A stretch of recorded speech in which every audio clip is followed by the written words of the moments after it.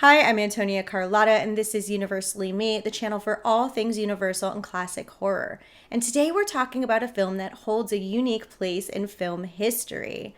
Released in 1948, about a decade after the Laemmle era of Universal that I usually talk about, this movie combined the famous Universal monsters we all love with the iconic comedy duo of Abbott and Costello. And it's often considered one of the greatest horror comedies of all time.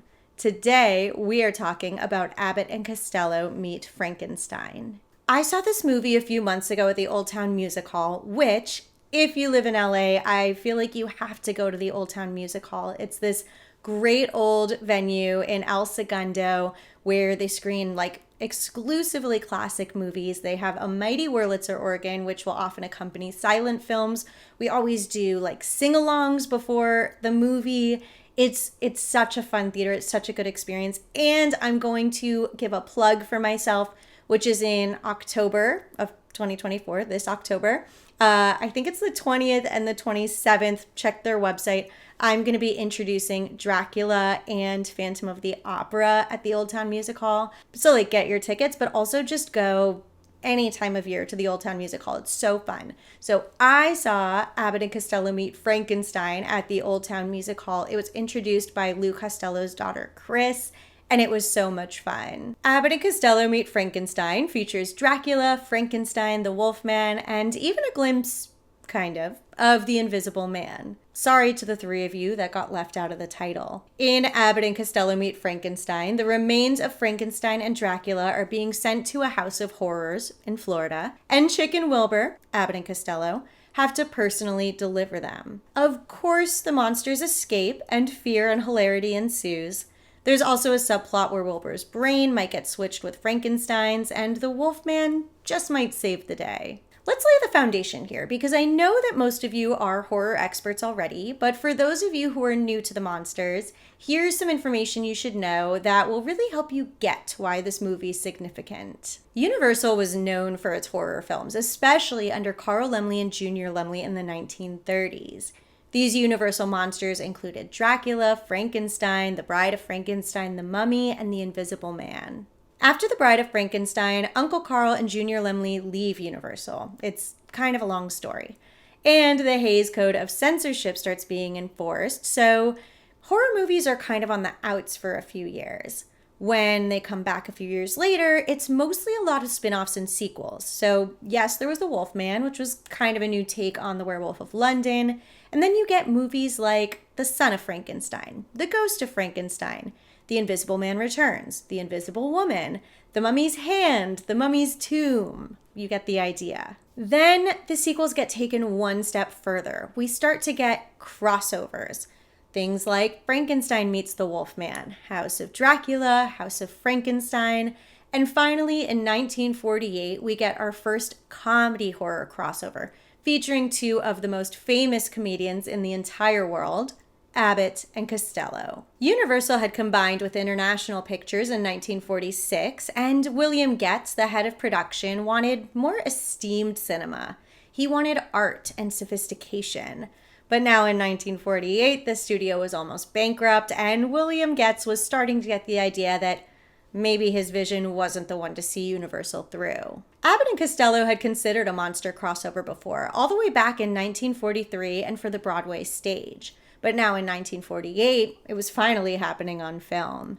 I'm sure that they wished it happened a little earlier. By 1948, the two were fighting a lot, and both of them had dealt with health issues and personal hardships. Charles Barton, who had worked with Abbott and Costello before, signed on to direct, and veteran Abbott and Costello writers Frederick Rinaldo and Robert Lees got to work on a script. Lou Costello hated the first draft, which was originally called The Brain of Frankenstein. He went right into producer Robert Arthur's office and called it crap and said that his daughter could have written something better. It was pretty much just because of the paycheck that he decided to stick it out. The paycheck helped secure a few of the monsters as well, including Bela Lugosi, who hadn't played Dracula in a movie since his 1931 appearance.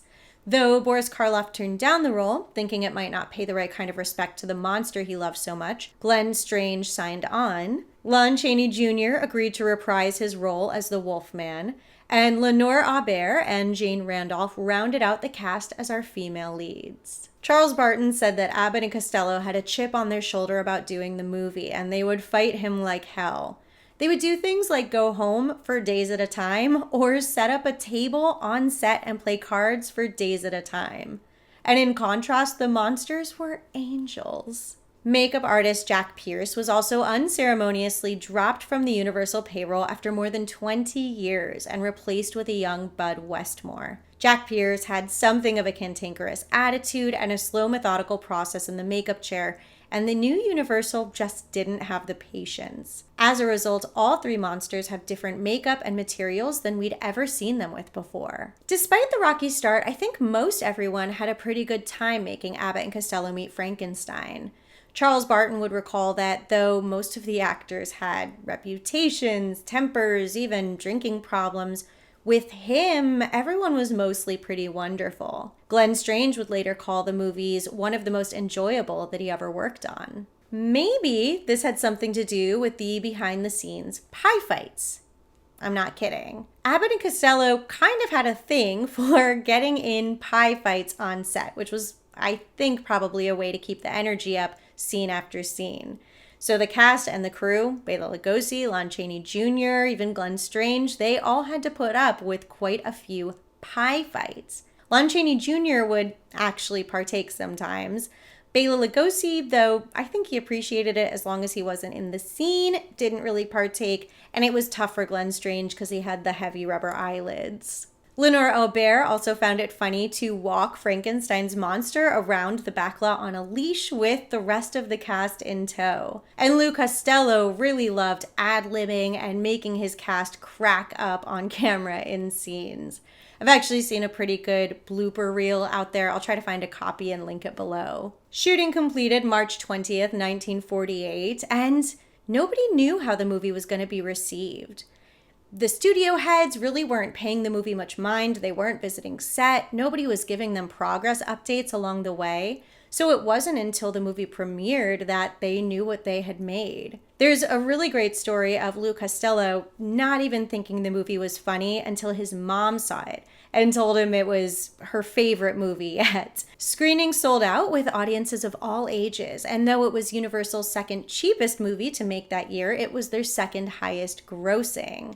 Glenn Strange, Bela Lugosi, even Boris Karloff traveled to promote the movie. Unfortunately, Lon Chaney Jr. was not part of the celebrations. A few weeks after production wrapped, after a fight with his wife, he attempted suicide. And though thankfully he survived, he never came to appreciate the monster crossover that he participated in. He said he loved the horror films when he felt like there was sympathy involved, but that these movies made the monsters out to be buffoons. And I know that there are other people out there who agree with him that these movies, and not just Abbott and Costello Meet Frankenstein, but the slew of sequels that came after, Abbott and Costello Meet the Monster, Boris Karloff, Abbott and Costello Meet the Invisible Man, Abbott and Costello Meet Dr. Jekyll and Mr. Hyde, and Abbott and Costello Meet the Mummy. They felt that those movies were sullying the reputation of the Universal monsters and ruining their legacy. On the other side, I can't tell you how often I hear that people love Abbott and Costello Meet Frankenstein, that it's their favorite movie, or that it allowed them to love the Universal monsters without feeling terrified. Though horror comedy is my favorite genre, slapstick wouldn't usually fall under that umbrella. But I really do love Abbott and Costello Meet Frankenstein, and I was so pleasantly surprised at how many kids were in the audience when I saw it a few months ago at the Old Town Music Hall. I think movies like this, like Universal monster comedy movies, are a really important part of continuing the legacy of the Universal monsters. And not just comedy. I do think that we need really great, scary Universal monster movies and suspenseful Universal monster movies. But I do think comedy is an important element of that, and Abbott and Costello Meet Frankenstein totally fits the bill. In the comments below, let me know your favorite joke in the movie. Also, if you are not part of the Lemley family with a paid YouTube membership or on Patreon, I am posting so much these days. You're missing out on so much bonus content. Don't forget to follow me on Twitter and Instagram at Antonia Carlotta, and thank you so much for watching. Bye.